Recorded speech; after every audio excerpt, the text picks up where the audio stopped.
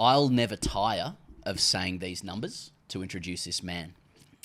He played 324 games for his country.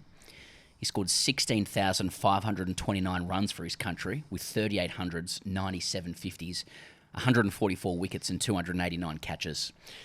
He scored nearly 27,000 first-class runs. He's won a World Cup. He's won Ashes home and away. He's won Windies home and away. And if that's not enough success, I don't think anyone's ever looked better doing it. That's the main thing. It's a very, very special privilege for the TGC boys to be sitting here with Mark Junior Waugh. How are you, June? Boys, great to be here, yeah. Excited. Not really, no.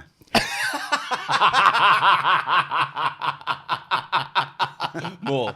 You got to do what they tell Nah, you. yeah, that's it. Well, at least you're not pretending. June, last time we spoke to you, we discussed the sporting pedigree of your family, which is obviously high. It's a high pedigree, but you described it as Group 1 bloodlines. You're 60 years old recently. Yeah. How are the bloodlines? How did you celebrate? Well, no, quite. I'm not a real birthday person. Yeah, I don't. Yeah. What's the difference? 58, 59, 60? Just because it's a round number, people get excited, don't they? But I'd rather keep it quiet when you get to 60. But no, just a quiet night with the wife and a bit of food and a red wine. Yeah, Nice. Nothing special. What sort of red do you like? Shiraz. Yeah. Nice. Yeah. I'm the same. I'm not a birthday person. Like, I mean, I know some people like take days off. Some people have birthday weeks, don't they? Yeah. Festival. Especially women. Yeah, mate, 100, mate. Yeah, Don't get me started. My wife included. Yeah. Oh, look, I'm still in Higgins' question here. I hope you don't mind. We were just discussing downstairs as we ease into this. There's a lot of love for you, Junior, like out there, particularly for those who grew up as we did, like when we did. Nothing safer than twin brothers from New South Wales. If you're of a certain vintage from like Sydney, New South Wales, or whatever, twin brothers representing the nation, scoring runs together. Like, people want to know, Junior. Like, what does Junior do in winter? Yeah. What are you doing in the winter away from the summer? Well, got the horses. My wife's a racehorse trainer, so pretty involved there. We've got a farm up on the Central Coast, so doing a bit of work on the farm. What else? Not a lot. There's always a bit of cricket on, some cricket stuff. But yeah, just watching rugby league. I'm a mad Bulldog supporter, so I love my sport. Thoughts on the season? Geez, the first three quarters were good. Yeah. The last quarter was disappointing. Yeah. Well, I thought we were a chance of winning it, actually. I mean, Dogs were looking incredible halfway through the year. Were. Then there was a few changes, a few incomings. I mean, do you think it went off the rails, or it's just a tough comp to win? It's a tough comp to win, but yeah, I just think I'm not a coach or an expert, but well, you think you are, don't you? Yeah, of course. When you're watching. Look at us. I thought there was too many. I thought there was too many changes to key personnel in key positions. Yeah. But our attack needs to be better to win the comp. That's the first thing. So I think Lockie Galvin's a fine player in his own right, but I wouldn't have stuck him in at halfback. So next year might be the year. Look, obviously, it's just an enormous summer. It's probably the biggest summer of India White Ball Series into an Ashes summer for us down here. But like, we're recording this a bit ahead of time before this comes out. But I feel like from England, it really does feel like when the Ashes are out here, it doesn't count. Nothing has happened in the last like decade and a half. Maybe, you know what? Maybe in my lifetime, like nothing's mattered out here except for one series when they absolutely dominated us and were outstanding in 2010-11, right? Yeah. But like, there's just at this moment in time an enormous amount of disrespect towards Scott Boland, who dominated England last time they were out here, you know. But that apparently didn't count. He took 6 for 7. Yeah, you know. Well, you're right. I mean, the last three series have been 4-0 Australia, haven't they? Out here. Yeah, 5-0, 4-0, 4-0. Well, they haven't won a test yet. Put it that way. But I think this summer they will. I think they're a big threat, the Poms. Yeah, as far as Scott Boland is concerned, a bit of talk in the media about how they don't rate him that highly. They're going to attack him like they did over in England on the flatter pitch, slower pitches there. But we'll see what happens there. But I think they will try and unsettle us with the ball and the bat. Their tactic's going to be aggressive. They're going to, I think, bowl a lot of short stuff at us, quick short stuff, and their batting's going to attack us. So, yeah, I'm not sure about Scotty Boland not being effective. I think he could play a big role throughout the summer. Yeah, but like, don't you think that? I mean, you obviously won home and away Ashes series, but like, I mean, it feels like it's very, very difficult to win away from home. I mean, the team that you played in specifically was one of the greatest teams that's ever played for Australia, and England at that time in the 90s, especially, were like at their lowest ebb, perhaps. Yeah. That's what I would say. Made to look bad by good players. Yeah, exactly. Well. So, but did you still feel like it was tough to win over there? Not really, no. Well, to be honest, well, we all play county cricket, so at some stage. So, and the conditions, if you get a hot, dry summer in England, it is the best place to bat. You know, you score runs quickly. Yeah, true. The pitches are pretty dry. It's not like they're green seamers and swing everywhere. That's very rare in England. So it's a bit of a myth about the pitches, you know, doing everything. And quite often they're pretty good batting tracks, and you know, your good quick bowlers will do well, and you'll score runs. So I think it's easy for us to win in England because we play a lot of county cricket individually. Growing up, I played with Essex, but the English coming here, well, the conditions are pretty foreign. You know, the pitches are quicker and bouncier. Yeah. But I feel like this England team are completely different to one years gone past because they've got a captain and a coach who are both very aggressive. You know, the last two, they had Joe Root and Chris Silverwood in charge who, you know, if you gave them 200 to chase in 100 overs, they wouldn't go for them. You know, they're very negative. So I think the mindset's going to be completely different with England. So I don't think they fear Australia. I think they'll be looking forward to it. Can you talk? You just talking about conditions there a little bit. Like, can you talk a bit about why it's foreign for English players coming over here? We were just there in English summer, like covering England, India, and noticing with their decks, which are, as you said, pretty flat, pretty slow. I think that's how they like it. They like to sit on the front foot. They can glide the ball down the third. Yeah, they can sit on the front foot when the juice is left out of the ball on the deck, and control things. I feel like it's just a bit tougher to do that in Australia. Well, it's just the extra pace and bounce, which you're not used to. Someone like Joe Root, right? He guides the ball down to third man a lot. You know, he'll just play it late, slow, sort of lowish bounce. He can control that shot really well. He can't do that here. If he does that here, he'll probably get an edge and get caught in the slips. So, the batting conditions are slightly different in that respect. So, you've got to be able to play quick bowling. Got to be able to handle the pace and bounce. And Joe Root can, but he have to adapt a little bit. His style. Ollie Pope's the same sort of player. He sort of pushes the ball outside off stump. You can get away with it in England. Out here, he'll nick those sort of deliveries on these pitches. So, but I mean, they know what to expect. The English, they'll be well prepared. They'll have to adapt their games a little bit. Their batting. And their bowlers should actually love the conditions, really. Can I take you back to like the away Ashes that you did win?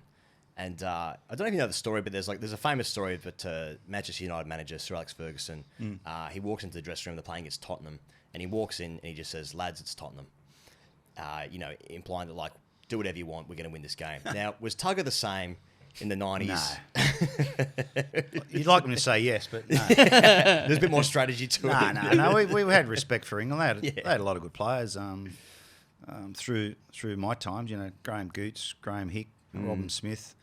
Atherton was a pretty good player. Bowlers like Darren Gough, Andy Caddick. Yeah. Phil Tufton was all right in his day. Devon Malcolm. Yeah. They had players. We had to play well to beat them.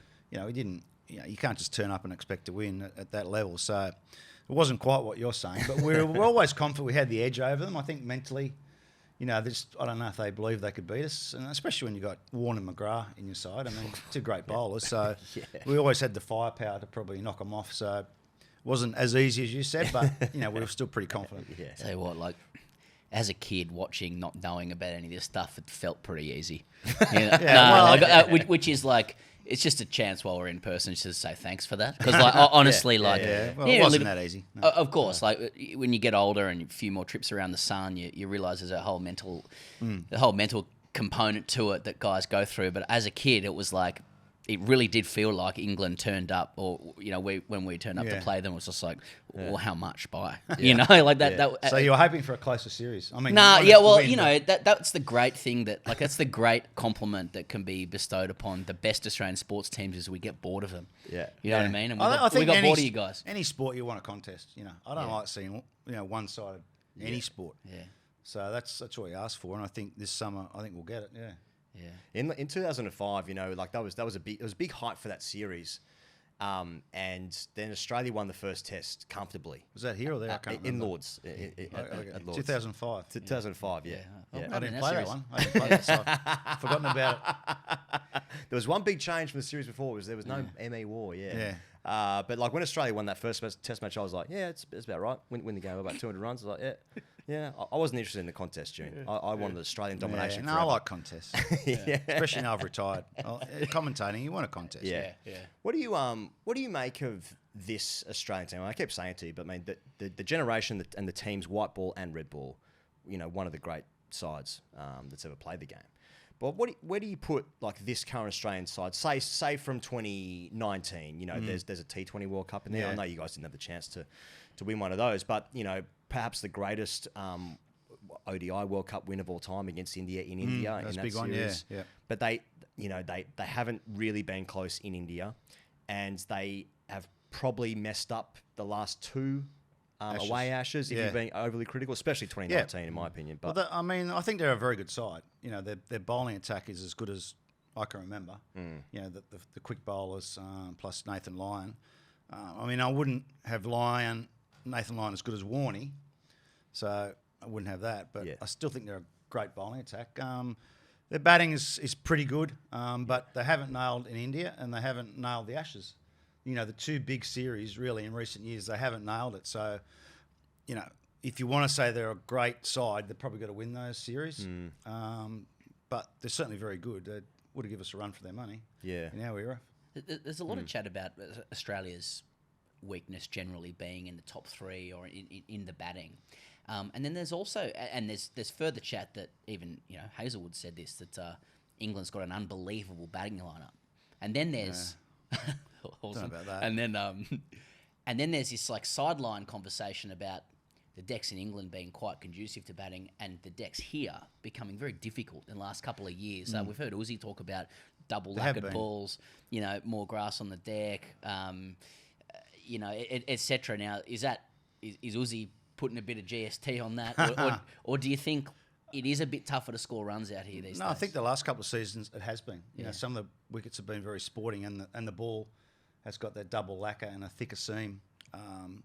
So that's sort of level it up, pretty equal between batting and bowling.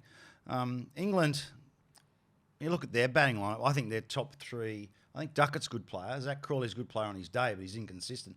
Ollie Pope, he won't make a run out here. He will not make a run. I think he's just a number three. I'd be surprised actually if they even play him at three. But then you've got Roots, an elite player. Harry Brooks, so dangerous, a bit like Kevin Peterson.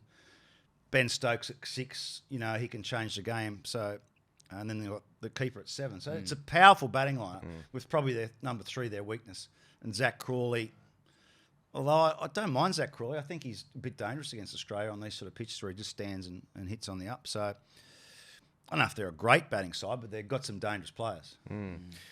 I thought last year when the wickets were as sporting as they could have possibly been, it actually sort of played into India's favour, given they had Bumrah, which was just one of the most outstanding performances from an overseas player, batter or bowler that I've ever seen.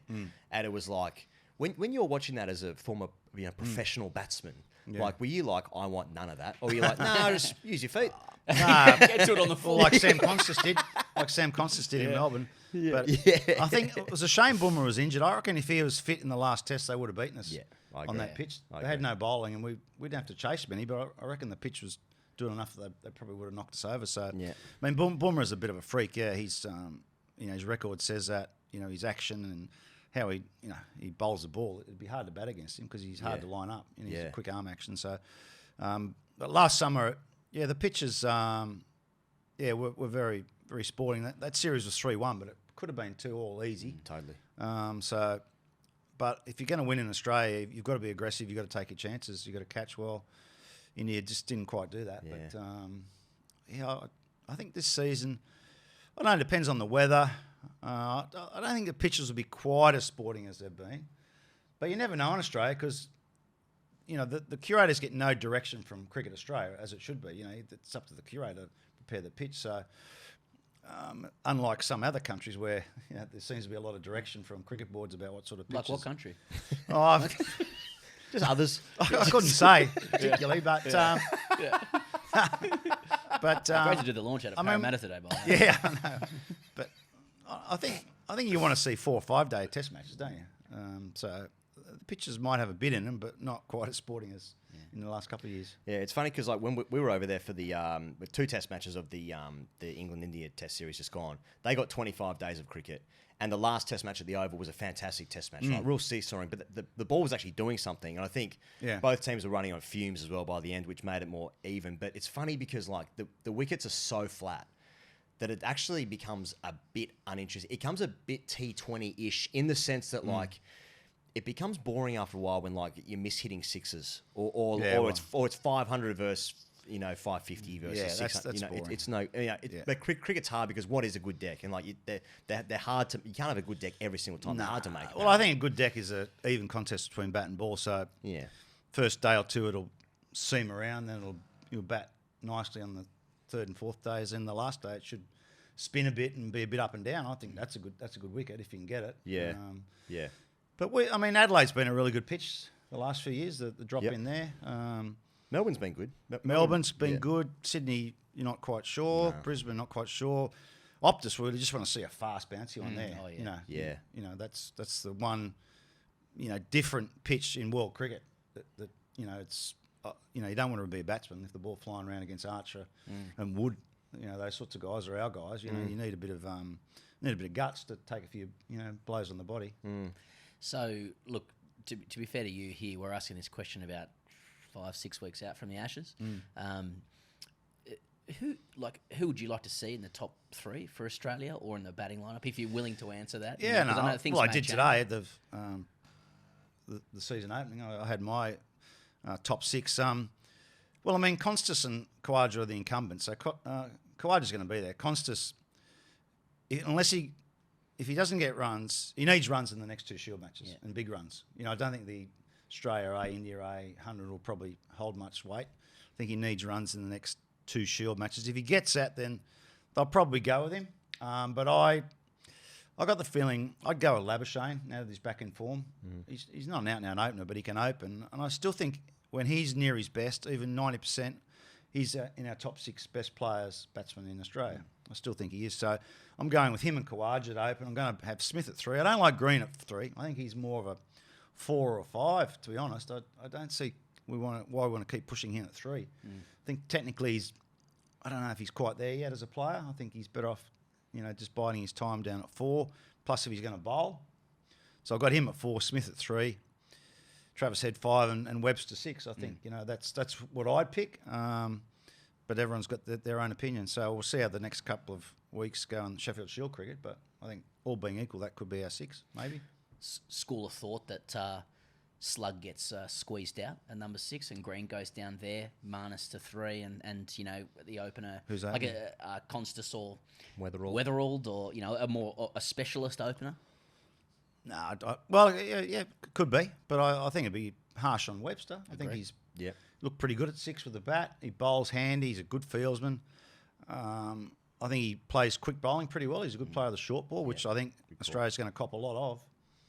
No, I've got him in there. I've definitely got him in there. So there is that thought.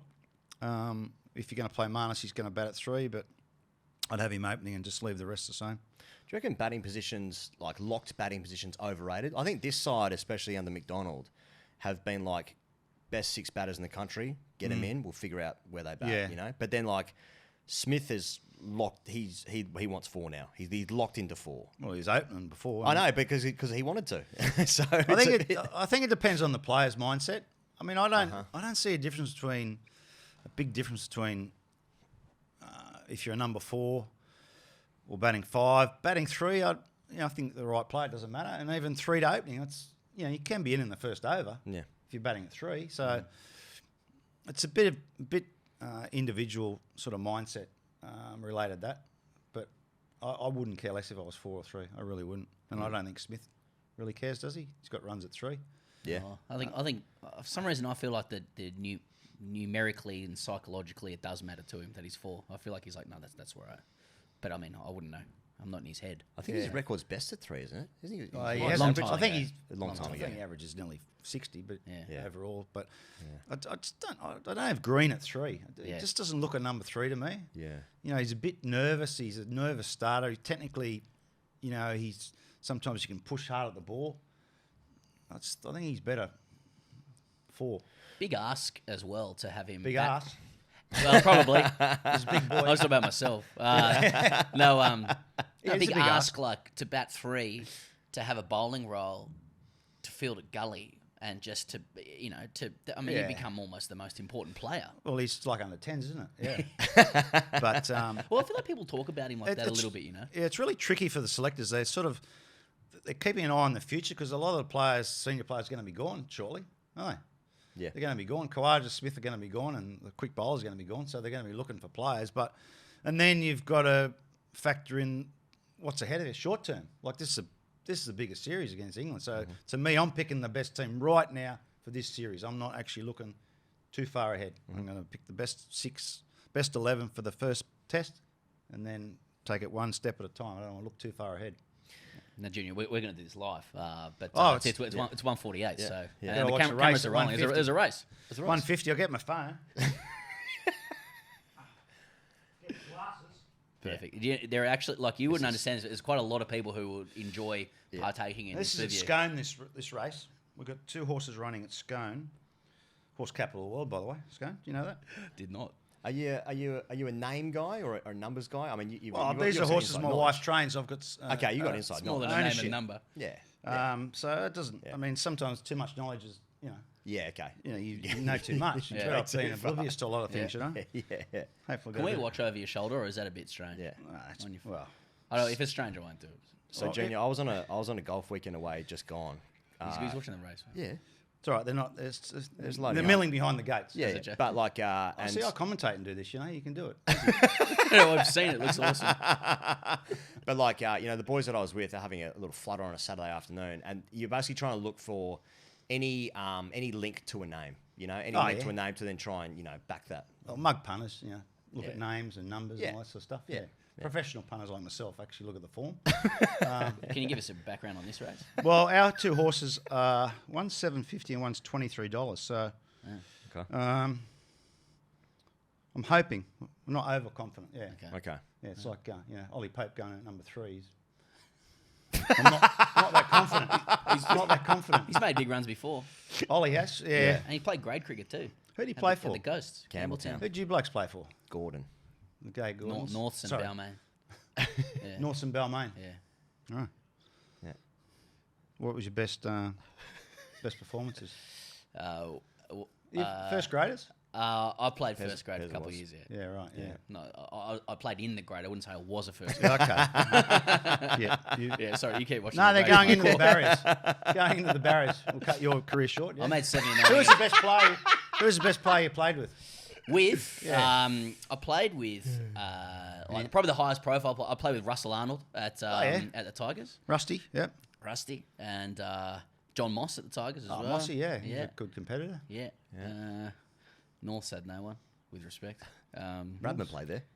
Bradman played Not at when Norths, you were there. yeah, but not when I was there. Bradman played a year at Norths and then he left because someone else wanted the Bradman? captaincy. He's Yeah, squid- legit. He played 1 year. Yeah, Mossman, wasn't St George. was St Bradman. George. St George. George.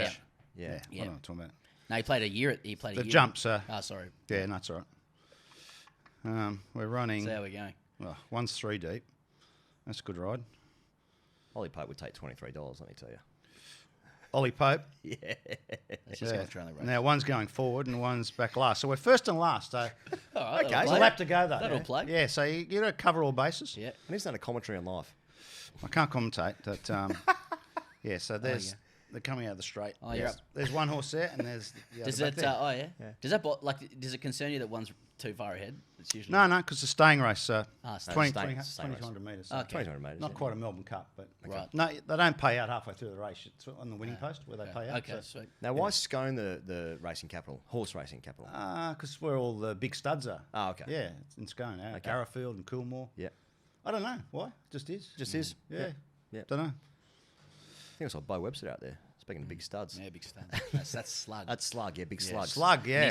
His name's Slug because he's from Snug. Yeah, that's- As I it presented rhymes. him his cap, you know, that last year.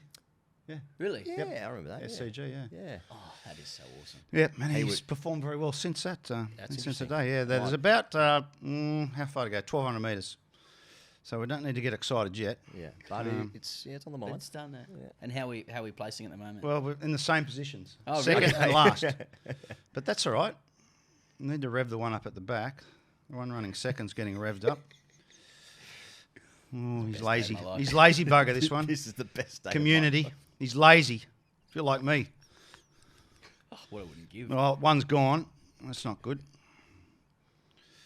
He's thrown the white towel in, that one, and the other one's back a long way. So at this stage, he's fought back. This one. Come on. Come on, Rhinestone. Go. Fight back, son. Go. You're a chance here. Come on, Rhinestone. Come on. Go. It's going to run second, Oh, I reckon. Keep going, Rhinestone. Come on, boy. come on, boy. He's run second. Oh, it's good. You Good gotta- effort. You got to be pleased with that run. The other one was disappointing. 1 second. Second and a Okay. eighth, Oh, seventh. well done. Okay, sorry about that. Is that No a worries. good result? Ryan, oh yeah, second. Promising. Take it. Promising. It's my brother's favourite song, Rhinestone Cowboy, Dean. Yeah, he would have backed Rhinestone. Oh, so is that why the horse is No, named Rhinestone? no, Oh, okay. nothing Nothing to to do with no, that. Yeah. just But thought shout throw out to that in. Dean. Now, speaking of grade cricket, little birdie told me that your brother was down at Steve, that is, was down at Coogee Oval, and he was watching the cricket with John Eales. A grade cricket We would have game. been watching Austin. Yeah. His boy. I mean, can you imagine if you're just a punter going down to Coogee Beach on a Saturday afternoon and you see Steve Waugh and John Eales just, I mean, that's 90s, 2000s safety right there. Yeah, You know? yeah. What was John Eales doing there? Is his boy His play? boys plays as well. Yeah. First grade, obviously, because Austin's Must be first grade. first grade, yeah. Yeah, I didn't know that. Yeah. Yeah. Exciting. Oh. Take the autograph book, mate. Austin was playing against a game against Norths, and one of the Norths guys told us that he was sledging Austin, and Steve was walking around the boundary, and the guy dropped the catch, and Tugger said fielding. Just getting into it. Is that the sort of thing you would do as well, like to a grade player walking around? Grade cricket, the sledging is next level when I was growing up. Yeah. Oh, mate. Petersham, Marrickville, they were the worst sledgers. They were a great team, Yeah. but they were tough, you know. Graham Hughes, Greg Hartshorn, Dave Charden, all these blokes, they were tough first grade cricketers. And I think that's the difference between the players coming through now, the younger players. Like I was playing first grade at 17. Now the guys are sort of pushed straight into first grade into the under 19s and all that sort of thing. They haven't probably got that grounding that we had against the tough first graders back, men. Now it's, the older players don't play. Yeah. Do they? It's just Cost of living. yeah, that's right. Yeah. Oh, some of the old first grade, say old, like the 90s, first grade Yeah. scorecards. There's like 6 test players playing in it, against each Well, other. we I used mean, to play- Tell us the Bankstown. Bankstown we first used to- grade team, pretty good. Yeah, well, we had when I first started, Steve Smith. Remember him? Yeah. Opening batsman. Yeah. He was Yes, very yes, played for Australia. yeah, A really yes. good player. Steve Small, Wayne Holsworth. did you play in the first grade final against Sutherland? Yes. Yeah. Okay. So didn't do much though. So in that you were playing. There was the- McGrath playing. Yes. Yeah. Stuart Clark. Yeah. Bracken? Well, we had the war boys. All my younger brothers were playing. Yes, the 4 of you were playing. Wayne Four. Holdsworth was playing. Yeah, Four war boys. Stuart Yeah. McGill. McGill was playing. McGill. I don't know about McGill. Sutherland. Sutherland. Just my memory's bad. And I Bracken. know McGrath was definitely playing. Bracken and- Well, Bracken was Bankstown. Bankstown. Yeah. Bankstown. Yeah. Not sure he was playing. I I don't reckon think Cracker was. that's 4 war boys. And Yeah. McGrath's They, already we got doing beat, it. I already think. pretty I'm good. pretty sure Yeah. we got beat. Stuart I think Clark? McGrath took poles. We'd just come back from, I reckon, the World Cup in India. In Sri Lanka. 96, 95. 95, 96, yeah. Yeah, okay. Yeah. I Yeah. made runs over there, but I couldn't make any in the grade final. Weren't you the leading run scorer in that tournament? I think second or third behind Tendulkar, yeah. Oh, were you? Okay. Yeah. But a couple of hundreds though in that tournament. 300s. 300s. Yeah, Yeah. yeah. Yeah, not bad. Not too bad. He had the. I would have got 4 if Zimbabwe had made a few more runs. Yeah. So They weren't chasing he enough. had the gold floppy on against Kenya. That was hot. That was in Vizag. Yeah, it was hot. I was batting with Tubby Tarley, yeah. Actually, that whole tournament was so hot, yeah, Madras and But I just remember it was back in the day where you were quite diligent in wearing a helmet all the time when you Yeah. batted. But then when you got there- had on, like as an 8-year-old, there wasn't that's many like, threats in the Kenyan attack, to be honest. It hit me in the head in Vizag. Tokolo brothers. Advisor. I sort of assessed the situation. It wasn't Ambrose in Perth. It was Kenya in Vizag. So I sort of assessed that I was pretty safe. Front dog. Unless I got a top edge. But I Yeah, didn't sweep that much either. yeah. So I was pretty safe. In that era, like the yellow lid looked so good. Yeah. It was bring that back. Got to bring back the yellow lids. Yeah, well, we've got the dark green now. Do we? Yeah. Full stop. Yeah. Yeah. Yeah. Yep. And good to deflect the heat too. Light colour. True. Practical. Yeah, practical. Ticking every box. Yeah. You don't strike me as a guy that'd be like keeping a lot of your kit. But do you have your kit? Like, would you have a gold lid? Do you have a trophy room? Yeah, I do. Yeah, I've given a lot away, but it's sort of you just sort of stick it in the garage or in coffins. You know, not bodies. You know, cricket coffins.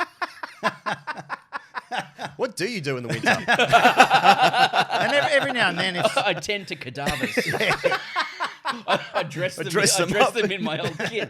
yeah, every now and then, if someone wants one for a function or something, some stuff, you rally through all your kit. I actually felt I've got all my bats. So there was a photo I took a couple of years ago in the garage of all my bats. Yeah.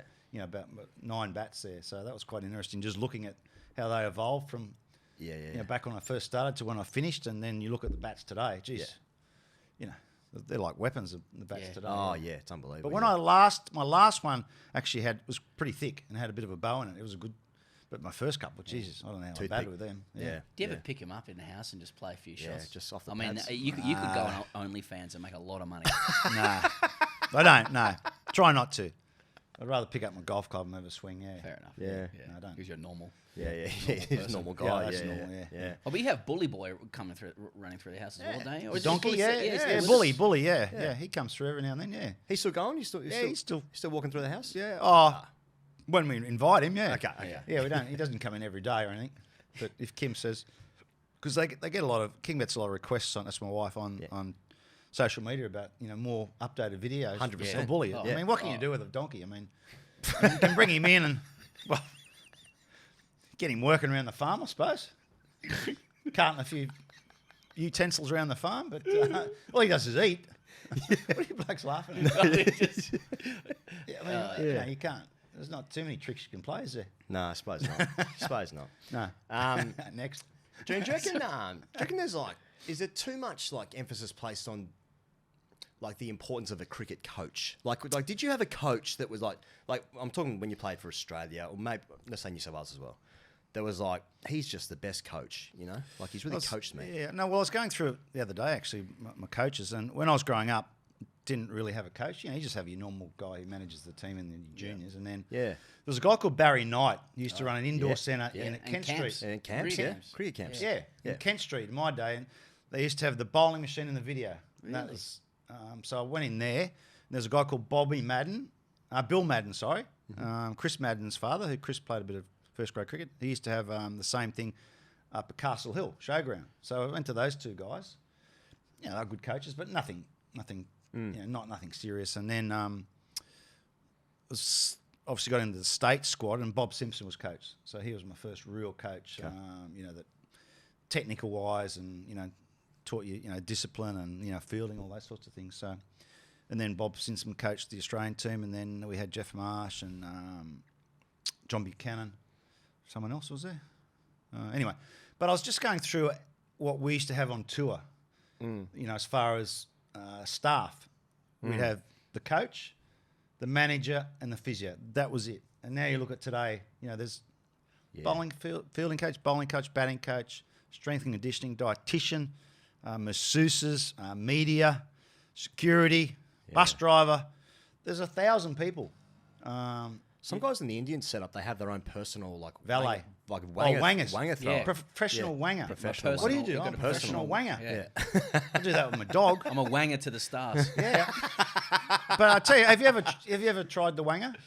Yes, it's hard. It is hard. Yeah. You either throw it beamers or halfway down the I track. don't think you'd want to be good at You've it. just got to time it well. Yeah, you don't want to be. What do you mean? They're probably getting a fortune, those blokes in the true. IPL. Yeah, true. Professional wangers.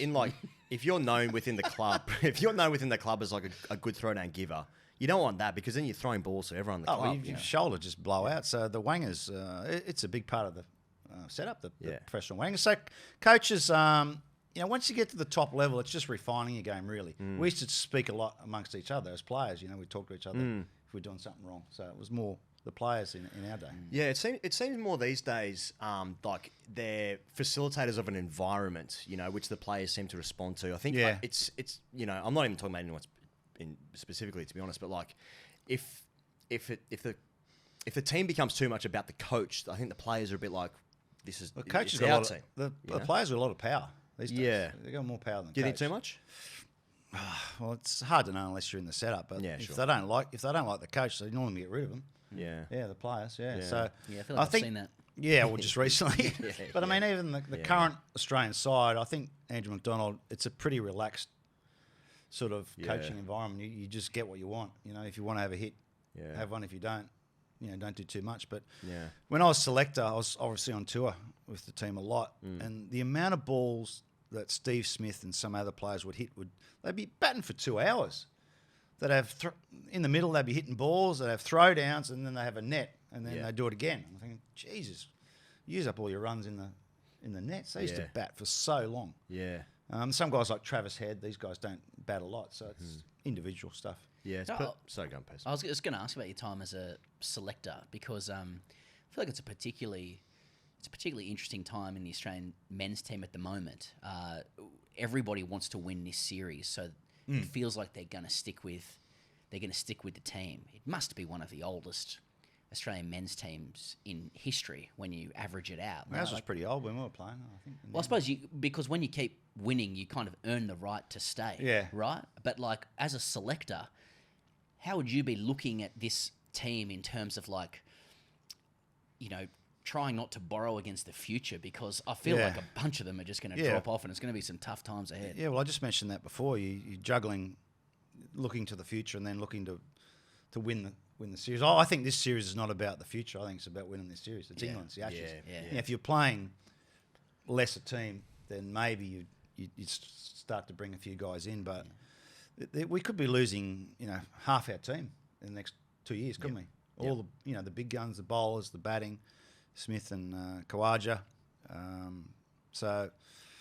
You want to see some players coming through, and that's why I think they're keen to get Sam Constance in there. I mean, he didn't really have the technique or the bevy of runs to be in there, but I thought, geez, we need someone in there to have a look at him. And they were hoping like hell he was going to succeed.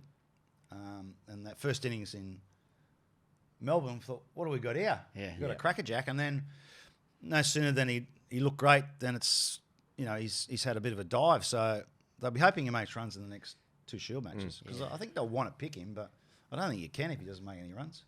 Have you ever had to like tap guy? Did you ever have to tap guys on the shoulder even if they were going to win a series? Like say with this team, they've got to start getting some new guys in, right? So do you talk to guys and go, hey, look, all the best, and even if you win, we've got to move on? I just get the chairman of selectors did that. I was just a minor selector, but when I was on tour. Like every tour, there's always selector, so you're in charge. So basically, if I'm in India as the selector on tour, then I'm in charge. I dropped Glenn Maxwell in the one-day series in India. I just went up to him and said, mate, you're just not winning his games. Here's your record. He goes, I'm going really well. He said to me. I said, mate, you're not. This is your output the last 12 months. So it was difficult, but it's difficult when you're dropping players who should be playing, but you just can't fit them in, purely because you've got so many good players. So, but most of the time, the team picks itself. It's normally 10 out of 11. You pick it with your eyes closed. It's normally only one spot a lot of the time that you're sort of tossing up. Right. But I think age is irrelevant, to be honest. If you're good enough, you're old enough, or you're young enough, it doesn't matter. So don't worry about age. I'm guessing that George Bailey, obviously head of selectors now, like we talk about the age, Marnus is supposed to be in that, sort of golden window in his life, 30, sort of best years for batting. And like his drop off, it has been remarkable. It hasn't, I can't really think of a player that was averaging 60 for a period of time, or at least above 50 for ages, and then like not being able to come back. So you figure that like it must be able to be arrested at some point, but they'll just be like they'll be desperate for they've got this guy that's got 13 test hundreds in a prime age of his life to be like just just figure it out. I wonder if he's hitting too many balls or something. Well, he's an interesting character, Marnus, and he was picked off a moderate Shield record, 34, I think he averaged. So that was a pretty good selection. And then he just, as soon as he came in for Steve Smith at Lords, when Smith got knocked out, he came in and got hit first ball, and then he jumped up and looked at Archer straight in the eyes. It was made 70. innings, It was a great amazing. innings. Yeah. And you think, wow, this guy's got something, and his record is very good. He did have a lot of luck in the first bit of his career. I think there were some stats there how he'd been dropped the most of any player. Yeah. Dropped as in chances during an innings. Yep. But he cashed in. You can be dropped, but you still got to make the most of it, which he did. So maybe that had a bit of sort of an effect, Right. snowballing effect on his Leveling average. out, But he's very intense player. Like I think he finds it hard to free himself from the game. Like if you're going well, it's all right. But if you're not, then you're thinking about it all the time. I think that's what's happened. And Pat Cummins spoke about it today, actually, that he had a bit of a break. He got dropped from the team in the West Indies, and he's come back, a lot freer in his mind. So, the selectors will be keen for him to get back to 90% of his best because he'll be a good player for years. Yeah. Do you reckon there's perhaps perhaps it's a little bit unfair for the scrutiny on the top 6 Australian batters in recent years, right? And the reason I ask that is because they've been playing on some tough wickets in Australia, so they haven't been able to cash in at home, right? And then obviously that when they've gone to the West Indies just now, I mean that was almost not cricket what was being played there, especially the day-night Test match. Yeah. And even in the World Test Championship final, South Africa win the toss. South Africa deserved to win the game, but they're batting in overhead gloomy conditions. Rabada bowled fantastic, and they get bowled out for 170, 200, whatever. We it was. batted badly. So fair. But when I look at say England, who are flying with the bat. Yeah. They've been piling runs on in Pakistan Yeah. and on these home conditions. Now, Australia played in Sri Lanka and made 600, and Usman got 230, and England scored 100. So, I wonder if I was playing on the Australian side and I'm in the top 6, I was like, just give me a series of flatties and I'll show you that I can play. Do you know what I mean? It has been difficult the last couple of years in Australia, and the West Indies, obviously, I watched a bit of that. They had a pretty good bowling attack. They can't did. bat at all, but their bowling was pretty decent. So. And then you get countries like Sri Lanka and Pakistan where it's hard to get out. Easy runs are so easy over there. So I mean, the sign of a great player or a good batting lineup is making runs in tough conditions. Obviously, you're not going to make as many as a flat track. So it's all relative. Like a 70 out here is probably worth 150 in Pakistan.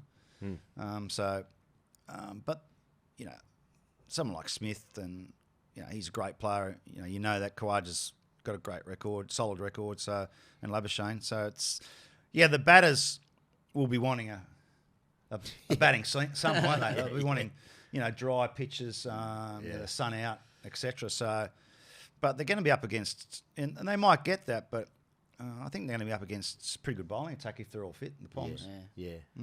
A lot of people now, Junior, know you as a very familiar voice on commentary. What is your approach to commentary? Like, how do you see it? Are you a studier? Are you a note taker like Skull or? I'm sort of in between. I'm not as note taking diligent as Skull, but I do watch a lot of cricket and read a lot. So, what do you read? Like how do you stay current? Oh no, we get a lot of information from analysts and that sort of stuff. Oh. Yeah, and then all the websites and that you just read. So I mean, it's hard to keep up with all the different players and different squads. I mean, these Indian one day and T20 teams, don't see a lot of them. So I like to. I mean, you need your stats, and sometimes you can got all these stats. You think, God, how can I remember all that, and how can you fit it into your commentary? So I like to just be more natural. You do have them in your background. The stats there if you need them. But I mean, I try and call it as I see it. I don't want to be a cheerleader for Australia. I just maybe for the Sydney Thunder, a bit biased there, but because I was the governor. But I don't. I mean, I don't really care whether Australia wins or not, to be honest, as long as it's good cricket, entertaining cricket. So my commentary, some people like it, some people don't. But I can't say something's good if it's not. Yeah. I just can't do it. So I've got to, be honest. And sometimes it comes across as harsh, but that's. I think you need different styles of commentators. No, I think it's good. You need your fence hitters and you need your hard hitters. I also think if I'm a player and I've earned Mark Waugh's respect with something, I'm dying a happy man. You know what I mean? My kingdom. Yeah. Well, you got to earn it, but yeah, I mean, I'm happy. But it's funny, a lot of players or people, they never remember the good things you say. They only remember the negative things you say. That's online as well, believe me. Yeah, I know. They don't remember, you know, like you'll rave on about a player and say how great he is, and then you'll say, oh, well, that was poor. And that's all they remember that you said. Do players like get in touch with you? Do they pick you up on it? No, at the grounds in the morning, you walk past them all, and you've got to interview them sometimes and whatever. So I reckon they respect you if you're honest. Yeah. I don't think they respect you if you sort of sit on the fence and you're a brown nose. So I get on pretty well with them. Yeah, I mean, I was still selector when quite a few of them were playing.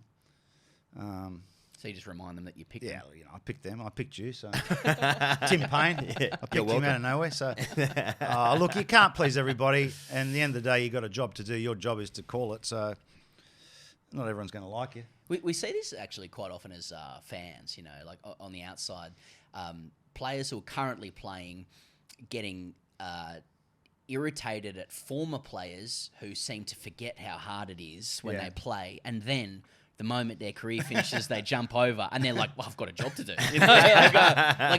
Did you, what was your experience like as a player receiving commentary from people and then becoming one yourself? Yeah, most of them are smart ass and say, oh, it's bloody easy commentating, isn't it? So, I mean, David Warner now, he's in the commentary box with us. I mean, he's a pretty straight shooter. He'll probably upset a few of the current players, no doubt about it. I mean, it's difficult when you're friends with guys and you play with them, then you've got to hop in the commentary box. So, I think you probably the first season you're a bit softer, and then you just don't worry about it.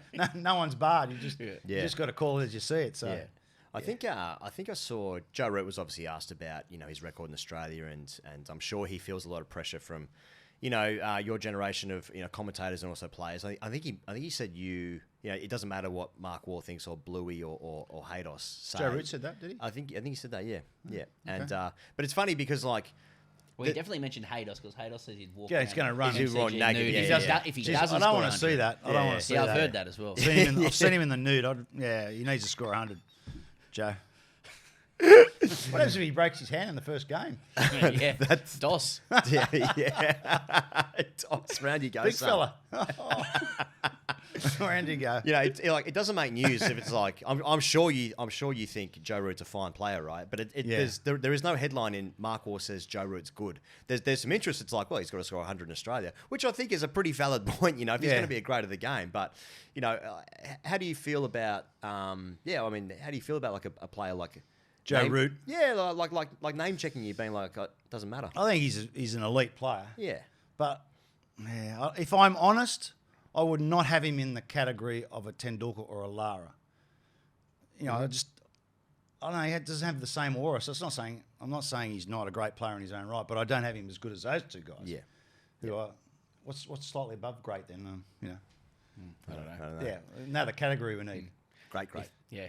If only we were very in great. words. Yeah. Very great. Yeah. There's a headline. Top player and top player. Yeah, look, I think Joe Root's a fantastic player. You don't average, what's the average, 50? Yeah, sure. 50 without being a great player. Yeah. But then you compare to other great players, they're not all exactly the same. That's what I'm trying to say. Yeah. They're different in their own right.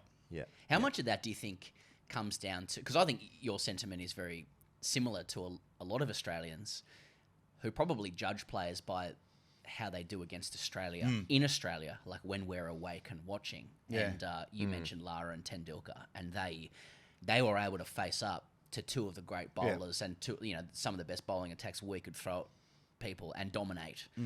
Whereas Root hasn't done that yet. Perhaps if Root does do it this time around, then attitudes change. Well, that could well be the case. If he comes out and peels off 2 or 300s, then yeah, definitely.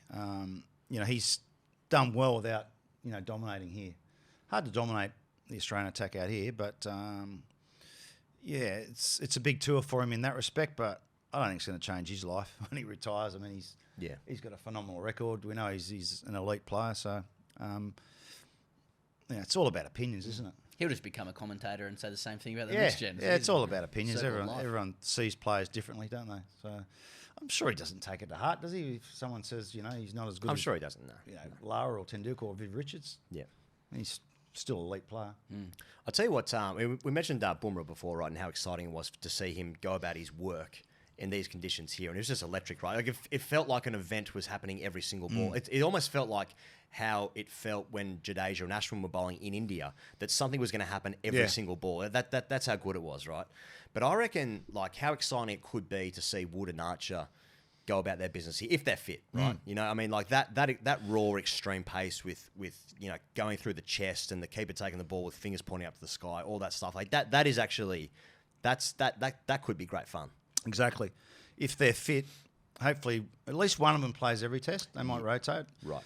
But I'd be going hard the first 2 tests, like especially if Pat Cummins not playing. If England can sneak a win or 2 wins in the first 2 tests, I think they can't look ahead at the rest of the series. Just they got to win the first couple of tests in England. So I think it's going to be bodyline type bowling. Really? That's what I'm thinking. That's Why do you think that? Just because I just think the attack they've picked, and just thinking what McCullum and Stokes will be like. I think they're going to make it, very uncomfortable. Yeah. For our batsmen, there's going to be a lot of short stuff at the body. Yeah. And see how that plays out, because the ball doesn't swing much in Australia, does it?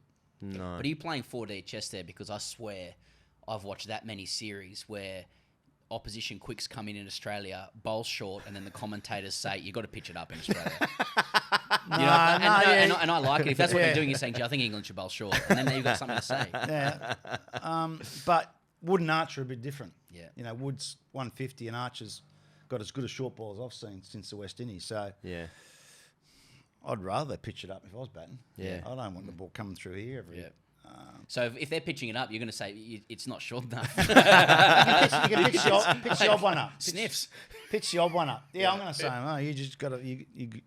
I'd be ripping in and bowling short. Yeah, I would too if I was them. Yeah, if I can bowl 145 k's an hour, 150, I'm not pitching many up. I'll pitch some up.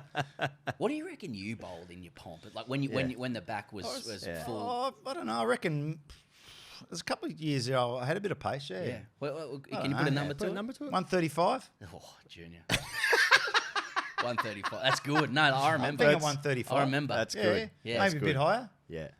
Couple of times I've got it out there. Yeah. He had that choppy left arm. Like choppy left arm. Yeah. Yes. Yeah. No. I'll tell you, it's going to be good though. Who knows? This summer, like there's supposed to be like twice as many English fans coming out to Australia this year because obviously last series, which we know was voided in the end, but broad voided. But so twice as many English fans coming out. Yeah. Barmy Army always in full flight. I mean, how much attention? I suppose you weren't on the boundary much, were you? No, like, you didn't really get much chat. They give me a bit of stick. I mean, they have a song about you, don't they? Yeah. Oh, yeah. I don't really want to remember it, but there was a song. Punter sang it once. On, Yeah, he did. comms, Yeah. Punter, smart ass. But I mean, Only you could say that to Ricky Ponting. everyone's scared of Punter, aren't they? You're not scared of Punter? No, I'm not scared of Punter. No. So I'm so fascinated by the dynamics of that side. Like you got Warren, you got the Wars, you got Punter, you got McGrath throwing grapes at him or whatever's going on. You got Big Doss there, Doss and Jayla in a relationship. Like what are the dynamics of that side? Dizzy. Weirdos, a few weirdos, Vegan. Yeah. But BJ's knocking about. People just getting the BJ, Julio. You used to get embarrassed when you got a wicket, BJ. You get a bloke out and he'd do his shoelaces up and, he embarrassed. A bloke must have felt sorry for me, he'd say, the batsman. We know we've got to get going in a second, Junior, so because you looked at your watch like 3 times. I thought it was so- 45 minutes, you said? Yeah. Hour and 5 later, we did watch the race, though. So We watched a race. a couple of minutes out of the That was out probably of the package. best content. Completely off the. Oh, you mentioned being the governor of the Thunder before. I was, big privatisation chat in the BBL. A couple of Indian franchises will be interested. Other conglomerates. What are your thoughts on private equity in the BBL? Well, I've got no idea. You're asking the wrong bloke. Probably has to happen, does it? I don't know. You blokes are smarter than me. But Uzi said people should be open to Boxing Day and New Year's Test. Boxing Day and New Year's Test, Uzi. That's a bit of a long bow to draw. Yeah, I mean, Ashwin's going to play, isn't he, for the Thunder? So you need to get the Indians playing the Big Bash. So, you might have to, what's the word? Franchise? What's the word? I don't know. Take the money. Take the investment. Yeah, I don't know. Asking the wrong bloke. Apparently, Cummins and Head are offered $10 million to yeah. leave, which was a very easy round number. Yeah, that we Yeah, just said. just a 10 million. Right. Yeah, I'd yeah. take that. I was going to say. Where's that to play? In the I don't know. Would you have done that back in the day? You got 10. big Ashes away in England. I just watched some 4X. game in Canada on Fox last night. Yeah. What's going on in Canada? I saw Josh Brown and Nick from Perth playing. Well, Hobson? yeah. Yeah, What, yeah. what was that tournament? The boundary looked like it was about 20 metres in Canada. Now this, You now, didn't this, see is, it? this is going to shock you, but the boys love going there and playing it because it goes for about 2 weeks. Oh, yeah, and they're getting It's a piss up. US money, yeah. Yeah. Oh, Chris Lynn was playing. Yeah, of Fair course. income. But Junior's walking around his house there, and you'll turn that on, you'll have a look at it. I did watch it for about 1 over, yeah. 1 over is a lot. Because That is a lot. Like I in think this day Peter and age. Siddle was bowling, and his Yeah. run up was about 3 yards off the boundary fence. I'm thinking, oh, And what about the Legends League? There's plenty of Legends Leagues knocking about. not over 60s. Have you been a Oh, pro? over There'd 60s. be over I'm watching 60s the shit playing. out of that. Junior, Why would you want to watch that? I'm watching the Seriously. shit out of Why you. Serious? watch Couple of old blokes beers? run around? Yeah. Couple of beers, one drifting Nah. on the pads of Mark Waugh. No. That's me. Oh, That's my night. What about poor old John Hastings in that tournament? Oh, Yeah. Duke. oh, the Duke. That's what happens. You know, you just. I don't want to watch that. Yeah. No, Okay. I don't want to play it. Definitely, I don't want to watch it Each to either. their own. You don't get to watch you though. Yeah. You know.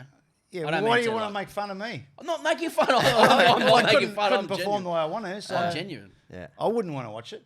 Okay. Do you ever watch your old stuff? Like, Well, it's on Fox all the time, so Hard to avoid it. hard to avoid it, can't escape yeah. it. I mean, sometimes you think, oh, geez, I can't even remember that game. Did I make any runs or not? Do you reckon, Well, like, that's a shocking shot. Jeez, it's a bad decision.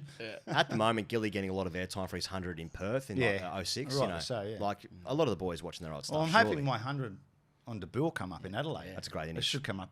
In the Adelaide So, test, sorry, we shouldn't hadn't raced it here. it? Yeah, it It should come up happens, in the no. Adelaide test. I'm hoping it will. Yeah. I'll speak to the I'm sure it will. producers at Fox during the test match. Yeah. Yeah. Lunchtime show or something. Yeah. Yeah. Yeah. Yeah. All right, Mark Waugh. That's it? You've been Anything very, else? very generous with your time. Jeez, I'll just send in 2 invoices. where's, Double invoice.